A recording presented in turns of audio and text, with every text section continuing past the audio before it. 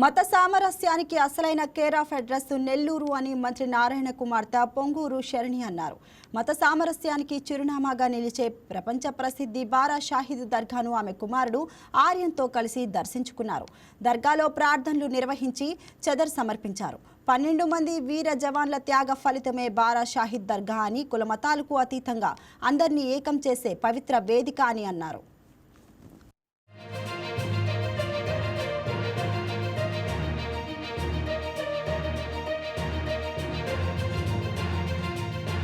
ఈరోజు చాలా ప్రాముఖ్యమైన రోజు కూడా, అండ్ చివరి శుక్రవారం కూడా. ఎంతో లక్షల మంది, మీరందరికీ రొట్టెల పండుగ తెలుసు, లక్షల మంది ఇక్కడికి వచ్చి వాళ్ళ కోరికను కోరుకొని వాళ్ళ కోరిక మీద రొట్టె వేసి దాని తర్వాత మళ్ళీ ఆ కోరిక తీరితే మళ్ళీ నెక్స్ట్ సంవత్సరం వచ్చి రొట్టె మళ్ళీ వేస్తారు.